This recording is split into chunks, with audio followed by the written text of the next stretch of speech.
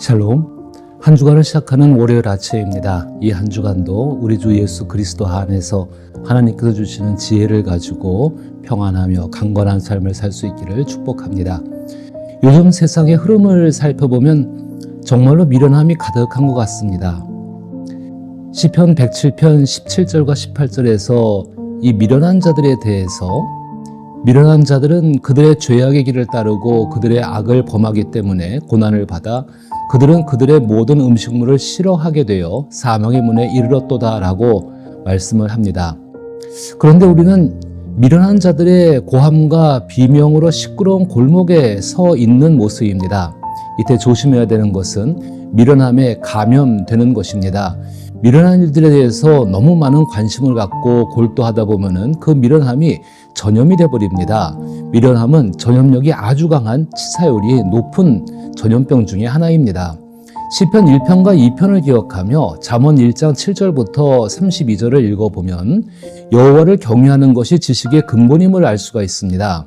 그러나 미련한 자는 지혜와 훈계를 멸시한다고 말하고 있죠. 이는 현재 우리에게 매우 중요한 경고의 메시지입니다. 또한 잠언 1장 16절부터 19절에서는 미련한 자의 최후에 대한 경고를 전하고 있습니다. 미련한 자의 종말은 예고 없이 찾아올 수 있지만 대개 그들은 자신도 모르게 빠져나올 수 없는 상황에 갇혀서 생명을 잃게 된다고 성경이 말하고 있습니다. 하늘을 나는 새도 미리 쳐놓은 그물 속으로 날아가는 경우는 없는데 잠언 1장 17절의 말씀을 떠올려 보면은 미련한 자들은 분명한 위험을 외면하고 행동합니다. 결국 남을 짓밟고 올라설 수 있다고 믿는 사람들은 하늘을 나는 새보다 더 어리석은 존재라는 것입니다. 남을 해치는 자는 결국 자신의 피를 흘리며 조용히 무너질 뿐입니다. 하찮은 미물조차 그렇게 행동하지 않는데 말입니다. 그래서 미련함을 조심하면서 오늘 묵상할 말씀은 잠언 1장 20절로부터 23절 말씀입니다. 제가 읽어봅니다. 지혜가 길거리에서 부르며 광장에서 소리를 높이며 시끄러운 골목에서 소리를 지르며 성문 어귀와 성중에서 그 소리를 발하여 이르되 너희 어리석은 자들은 어리석음을 좋아하며 거만한 자들은 거만을 기뻐하며 미련한 자들은 지식을 미워하니 어느 때까지 하겠느냐. 나의 책망을 듣고 돌이키라. 보라, 내가 나의 영을 너희에게 부어주며 내 말을 너희에게 보이리라. 아멘. 하나님을 경외하는 사람과 미련한 사람을 대조합니다. 여호와를 경외하는 것이 지식의 근본이라는 말은 지혜로운 사람의 삶이 하나님으로부터 비롯된다는 것을 의미합니다.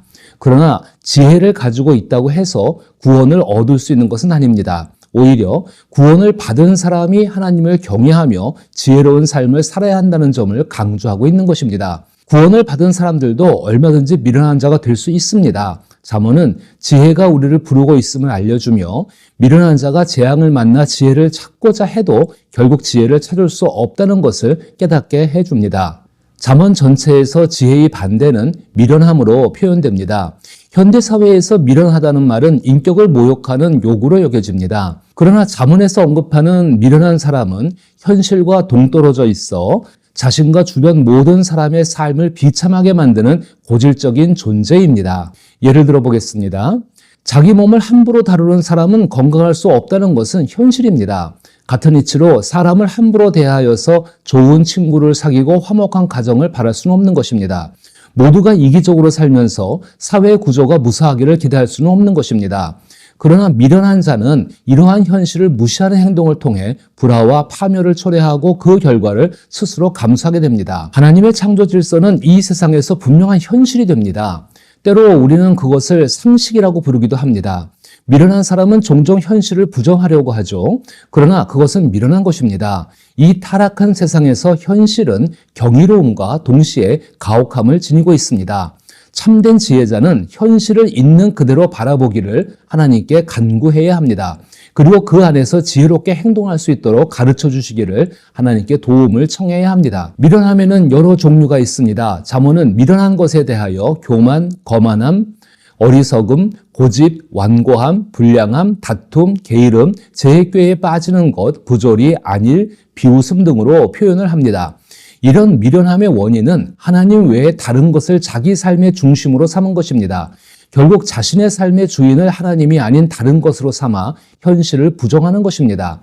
이런 현실 부정은 자신의 삶이 자신의 것이라는 생각도 포함되어져 있습니다. 사람에게 있는 분명한 현실은 내 삶의 중심은 하나님이라는 것입니다. 그 현실을 부정하고 자기 혹은 다른 것을 자기 삶의 중심으로 삼는 것은 죄입니다. 죄의 결과가 항상 실망과 파국 그리고 사망인 것처럼 미련한 자의 결과도 늘 실망과 파국일 수밖에 없습니다. 주 예수께서 말씀하신 어리석은 사람은 집을 그리스도의 말씀과 지혜라는 반석 위에 짓지 않고 모래 위에 짓는 사람임을 의미합니다. 미련한 자는 현실 속에서 설정된 신체적, 심리적, 관계적, 영적 경계선을 인식하지 못합니다. 지혜로운 사람과 미련한 사람의 가장 큰 차이는 경계선을 구분하고 이를 넘지 않는다는 점에 있습니다. 미련한 사람은 경계선을 알지 못하거나 설령 알고 있다 하더라도 이를 넘어가고서는 자신이 왜 비참해지는지 의아해할 뿐입니다. 반면 지혜로운 사람은 경계선을 넘어갔더라도 이를 깨닫고 돌아옵니다. 그러나 미련한 사람은 다른 사람의 삶에 미련함을 스며들게 하여 자신처럼 미련한 자들과 안심하려고 합니다. 잠언 1장 22절에서는 세 가지 유형의 미련한 자가 언급됩니다. 우리가 반드시 기억해야 할 점은 사람이 지혜로워질지 아니면 미련해질지를 결정짓는 요소가 단순히 얼마나 많은 지식을 가지고 있는가 하는 지력의 문제가 아니라는 것입니다. 오히려 이는 태도의 문제입니다. 22절에 어리석은 자는 어리석음을 좋아하고 거만한 자들은 거만함을 기뻐합니다. 미련한 자들은 지식을 미워합니다. 그리고 어느 때까지 하겠느냐고 호통을 쳐도 그들은 그 일을 계속합니다. 거만한 자의 거만함은 잠언 21장 24절의 진단처럼 누구에게도 복종하기 싫어하는 넘치는 교만에서 비롯됐습니다. 넘치는 교만으로 인해 거만한 자들은 무엇이든 깎아내리며 그 과정에서 매우 독선적으로 아는 척하는 전략을 사용합니다. 거만한 자는 실상 미련한데도 일반 사람들의 눈에는 세상적으로 똑똑하고 매우 세련되게 보입니다. 그러나 시편 37편 13절의 말씀대로 그들의 마지막 날이 다가오는 것을 보시는 주께서 그들을 비웃으십니다. 또한 시편 1편 1절처럼 오만한 자들의 자리에 앉게 되면 냉소와 조롱이 습관적인 태도가 됩니다. 이러한 태도는 거만이 습관화된 것입니다. 습관화된 거만은 마음을 완고하게 하고 관계의 독소가 됩니다. 거만해져서 무엇이든지 꿰뚫어 본다고 주장하는 것은 사실상 보지 않는 것과 다를 바가 없습니다. 우리가 살고 있는 포스트 모더니즘 시대는 그리스도인들에게 동일하게 거만해지라는 엄청난 문화적 압박을 가하고 있습니다. 이사야 2장 12절의 말씀에서 하나님께서 짓밟아 버릴 교만한 자, 거만한 자, 자고한 자가 하나님 중심이라는 현실을 해체하는 영웅처럼 보이는 시대입니다. 또한 인터넷 시대에 접어들면서 조롱과 멸시가 쉬워졌고 논리적인 대화는 매우 어려워졌습니다. 유래를 찾아보기 힘든 개싸움터와 같은 상황입니다. 그럼에도 불구하고 그리스도인들은 이러한 개싸움의 환경 속에서도 당신도 거만해지라는 엄청난 문화적 압박에 맞서 싸워야 합니다. 예수님은 다투지 않으시고 소리치지 않으시며 상한 갈대를 꺾지 않으시고 꺼져가는 심지를 끄지 않으셨습니다. 따라서 그리스도인들도 하나님께서 모든 것을 판단하실 때까지 예수 그리스도의 모습을 따라가야 합니다. 그 길은 세상 속에서 주 예수 그리스도로 인해 고통받는 삶입니다. 그래서 예수님의 뒤를 따라가는 것은 쉬운 일이 아닙니다. 사실 우리도 이런 세상에 살고 있다 보니 냉소적인 태도, 끼리끼리 건네는 농담, 그리고 사람들이 모두 어리석다고 애석해하며 탄식하는 모습을 가질 수도 있고 보게 됩니다. 그러나 자신도 그러고 싶은 욕망이 내면에서 꿈틀거릴 때가 있습니다. 이러한 왜곡된 모습으로 살아가지 않도록 하나님께 도움을 구해야 합니다. 아무도 멸시하지 않고 모두를 존중할 수 있는 지혜와 능력을 간구해야 한다는 것입니다. 상대의 잘못을 지적할 때도 겸손한 태도를 유지할 수 있는 자기의 의지가 필요합니다. 따라서 우리는 남을 인격적으로 대하기보다는 눈을 부라리며 무시하고 싶었던 순간이 있었음을 기억하고 그 미련한 태도에서 벗어나고자 노력해야 합니다. 미련한 자의 또 다른 태도는 어리석음입니다. 어리석은 자는 히브리어로 페디아라고 발음되며 이는 아무 말이나 덥석 믿는 미련함을 의미합니다. 어리석은 자는 잠언 14장 15절처럼 온갖 말을 믿으며 너무 쉽게 영향을 받아 끌려다닙니다. 그들은 거창하고 극적인 일에 아이처럼 감동하며 인정받고 싶은 욕구가 지나치게 강해 누군가의 인정만 받으면 사리분별 없이 자신의 모든 것을 내어줍니다. 이러한 사람들은 평화와 번영을 약속하는 이들의 말을 아무런 검증 없이 지지하는 경향이 있습니다. 또한 매사에 깊이 생각하지 않는 습관이 있어 일확천금이라는 미끼에 쉽게 넘어가기도 합니다. 물론 어리석은 자도 변화하여 지혜를 얻을 수 있지만 반대로 잠언 14장 18절의 어리석은 자는 어리석음으로 기업을 삼아도 슬기로운 자는 지식으로 면류관을 삼느니라 라는 말씀처럼 결국 완전히 미련한 자로 굳어질 수도 있습니다. 미련한 자의 또 다른 태도는 완고함입니다. 잠언 1장 22절에서는 미련한 자들이 지식을 미워한다고 말합니다. 여기서 지식을 미워한다는 것은 완고함을 의미합니다. 미련한 자를 지칭하는 가장 흔한 히브리어 단어는 완고하다는 뜻을 가진 케실입니다. 케실은 미련한 자의 주된 특징인 고집을 나타냅니다. 고집스러운 사람은 스스로를 지혜롭다고 여기기 때문에 새로운 지식을 배우거나 자신의 잘못을 지적받는 것을 받아들이지 못합니다.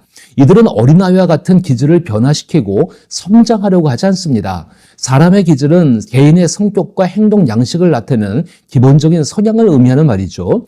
기질은 타고난 성격적 특성으로 환경과 경험에 의해 다소 영향을 받을 수는 있지만 주로 유전적 요인에 의해 결정되는 부분들이 많다고 합니다.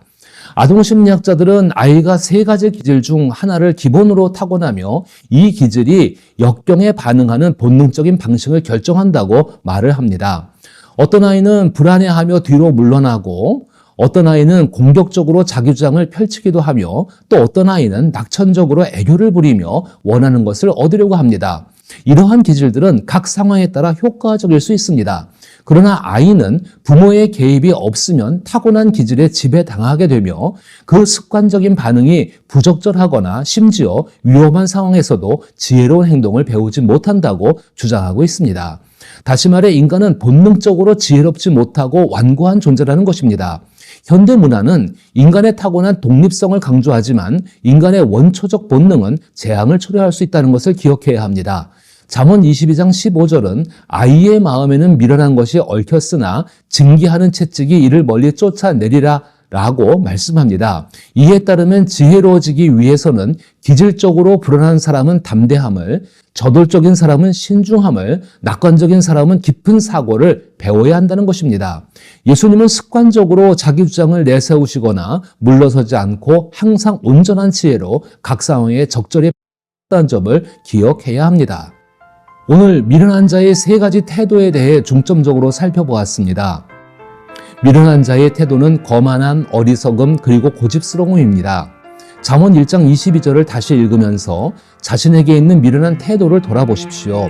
그리고 그것을 대신할 예수 그리스도의 성품이 무엇인지에 대해 생각해보고 나누어 보시길 바랍니다. 우리가 지혜를 구하며 다음과 같이 기도하는 것은 어떨까요? 하나님 아버지, 예수님은 이 땅에 계시는 동안 실언하거나 실족하신 적이 없었습니다. 잠잠해야 할 때와 말해야 할 때, 바로 잡아야 할 때와 인정해 주어야 할 때를 정확히 하셨습니다. 저도 간절히 예수님을 닮고 싶습니다. 아버지의 말씀과 성령을 통해 제 안에 예수님의 지혜를 다시 새롭게 하여 주십시오. 그리고 저의 미련한 것들을 벗겨 주시옵소서. 아멘이라고 기도하면 어떻겠습니까? 아울러 미련한 태도는 개인뿐만 아니라 교회 내에서도 매우 자주 나타난다는 것을 기억해야 합니다. 교회의 회중 전체가 다소 세련되지 못할 수도 있지만 전혀 어리석지 않을 수도 있다는 것입니다. 세상적 기준으로 보아 세련되지 않더라도 지혜로울 수 있습니다. 반대로 교회 내에 재물과 인맥, 학력을 두루 갖춘 사람이 많더라도 충분히 어리석을 수 있습니다. 거만함과 어리석음은 인간과 공동체의 본질적인 특성 중에 하나입니다. 사람들은 타인의 인정에 지나치게 연연하고 지적으로 조급해져서 깊이 있는 사유를 하지 않으려는 경향은 항상 존재합니다. 그동안 우리는 죄에서 구해달라는 기도를 자주 드려왔지만 미련한 자가 되는 거만과 어리석음 그리고 자기 고집에서 구해달라는 기도는 드리지 않았던 것 같습니다. 이제 우리는 이 기도를 드리며 깨어서 실천해야 합니다. 그 실천의 시작은 예수님의 마음을 품고 사람을 대하는 것으로부터 시작됩니다. 남을 매정하게 대하면 내 마음에서 잔인함과 이기심이 분출될 수밖에 없습니다. 이러한 욕구는 나의 통제를 벗어나 자꾸 나쁜 결정을 초래하게 됩니다. 남이 아니라 자신만의 만족을 위해 살아간다면 그 결과는 영원한 불만족으로 이어질 수밖에 없다는 것을 기억하십시오. 한편으로는 공허함이 밀려들 수밖에 없습니다. 따라서 우리가 구하고 추구해야 할 것은 자기 자신의 행복이 아니라 예수 그리스도를 찾는 것입니다. 그럴 때 비로소 진정한 행복을 누릴 수 있습니다.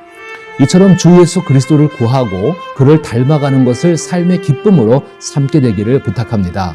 그 과정에서 하나님께서 주시는 충만한 지혜로 인해 우리의 미련한 태도를 버리고 지혜롭게 하나님과 이웃을 사랑하는 삶을 살게 될 것입니다. 이러한 삶을 살아갈 수 있기를 축복합니다.